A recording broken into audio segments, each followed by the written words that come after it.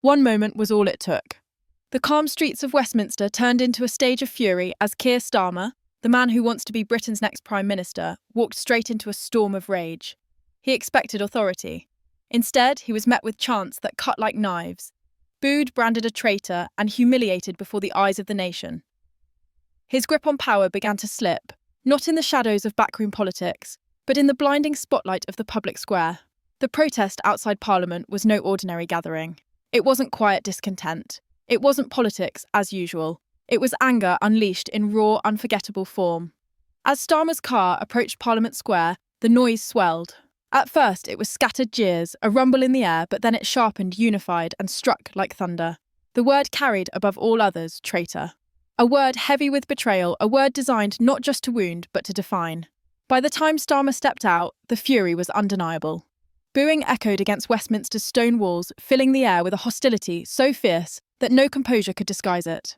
The Labour leader, jaw clenched, eyes fixed forward, tried to walk with calm determination, but the images told the truth. This wasn't control. This was humiliation. The chants grew louder with every step, bouncing back and forth across the square, amplifying the anger of those who once stood with him. What made this protest dangerous wasn't just the sound of outrage. It was who was making it. These weren't lifelong Conservatives or random agitators. They were people from Labour's own base. Men and women who had once campaigned in his name, who had handed out leaflets, knocked on doors, and believed in the promise of Labour as the party of the working class. Now those same supporters turned into his fiercest critics, their placards painted with words of betrayal. Not in our name, and you sold us out. Others carried a single word in bold letters, traitor. This scene outside Parliament wasn't an accident. It was the boiling over of months of frustration crystallised in one moment. From his muddled stance on Brexit to his refusal to call for a ceasefire in Gaza, Starmer's leadership had been branded not as strategy, but as surrender. Each decision blurred the lines, leaving Remainers and Leavers both feeling abandoned. Grassroots activists saw principles sacrificed, values ignored, and promises broken. Tonight, all of those wounds erupted together, condensed into one damning word, shouted again and again, until it drowned out every defence. The footage spread instantly. Cameras rolled, phones went up, and within minutes the protest was everywhere. Social media feeds filled with clips of Starmer walking stiffly, his silence drowned by chants of betrayal. TikTok, Twitter, and Facebook carried the humiliation far beyond London, transforming a few hundred angry voices into a nationwide spectacle. Hashtags exploded, edits repeated the same moment, Starmer stepping through boos, through shouts, through the storm of anger aimed directly at him. In politics, perception is power.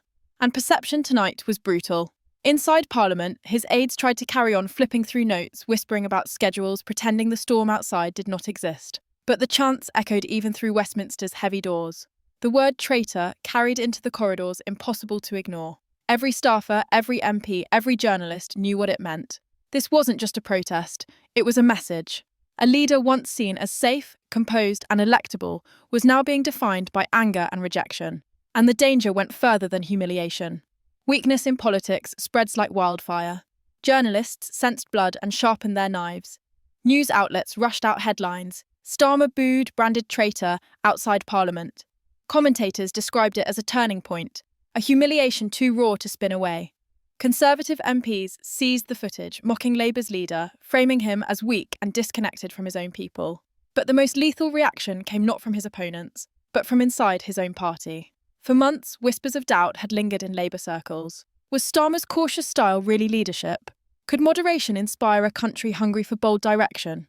Those whispers now grew louder. MPs exchanged messages. Activists vented online, and union voices warned that the base was breaking apart. Some dared to say aloud what many feared, that Labour was heading into an election with a leader its own people no longer trusted. The symbolism of the night could not be ignored. Parliament, the heart of British democracy, became the stage for betrayal's chorus. Starmer, walking in silence, became the unwilling actor in a performance designed to expose weakness. Every clip, every chant, every headline reinforced one truth. His authority was crumbling, and once that perception takes root, it is all. By the next morning, the storm had not faded, it had grown. What began as a single confrontation outside Parliament was replayed endlessly on television, dissected in newspaper columns, and multiplied 1,000 times across social media. The footage of Keir Starmer, walking stiffly through a wall of fury, had become the image of the day, and the word traitor was no longer just a chant, it was a headline. Inside Labour headquarters, unease spread like a shadow. Staffers scrolled their phones in silence, watching hashtags demanding Starmer's resignation climb into the trending lists. Private chats between MPs lit up with messages of doubt and speculation. Some asked outright if he cannot command respect from his own supporters, how can he command the country? Others whispered the unthinkable, that perhaps the time had come to consider new leadership before the damage became permanent. The cracks inside Labour, long hidden, were now breaking into the open. For activists across the country, the protest became a rallying cry. Groups that had once been dismissed as fringe suddenly felt vindicated. They saw the footage, they heard the chants, and they realised they were not alone. Membership in online movements swelled overnight. Plans for follow-up protests began circulating before dawn. The anger was spreading beyond London, with reports of demonstrations being organised in Manchester, Birmingham, Liverpool and Glasgow. What had started as one night of rage outside Westminster was turning into a national rebellion against Starmer's leadership. And then came the numbers. Emergency polling, commissioned overnight to measure the fallout, painted a devastating picture. Support for Labour had not collapsed, but trust in Starmer himself was sliding fast. Lifelong Labour voters admitted to pollsters that they no longer felt inspired. Some confessed they were considering alternatives: Liberal Democrats, Greens, even Reform UK. The image of a leader, booed and branded a traitor by his own base, was proving harder to shake than any policy debate or campaign speech. The Conservative Party wasted no time. Ministers and MPs shared the footage with mocking captions, framing Starmer as weak and despised. In Parliament, they sharpened their lines for Prime Minister's questions, ready to weaponise the humiliation.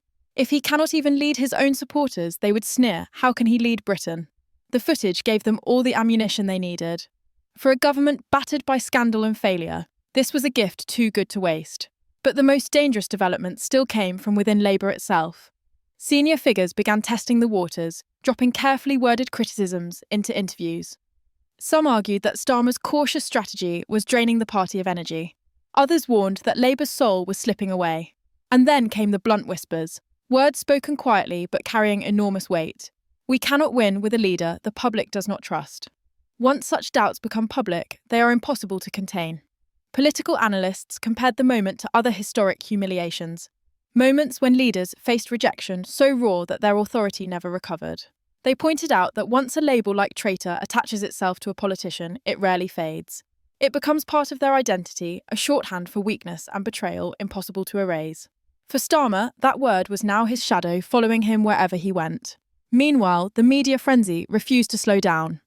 Newspapers plastered his face across their front pages, with the chants printed in bold type beside him. Television panels replayed the footage frame by frame. The tightness of his jaw, the stiffness in his stride, the silence in his response. Every detail was analysed, every gesture turned into evidence of a leader under siege. The humiliation was stretched out for hours, then days, ensuring the damage sank deep. In Labour's grassroots, the reaction was even harsher. Community halls that once echoed with loyalty now buzzed with frustration. Union meetings grew tense as members questioned whether the party still represented them. Conversations that once revolved around policy now revolved around one man, Starmer, and whether he had betrayed the movement he was supposed to lead. The phrase repeated again and again was simple: he doesn't stand for us. Even his allies could not ignore the danger. They whispered reassurances in public, insisting he still had the authority to lead. But behind closed doors, their confidence faltered. They saw the headlines, they heard the chants, and they knew how quickly political momentum can turn into collapse. The protective wall around Starmer's leadership was no longer solid, it was splintering. And still the protesters refused to fade. They had made their message clear. They had taken it directly to the gates of Parliament, and now they were determined to spread it further. For them, the word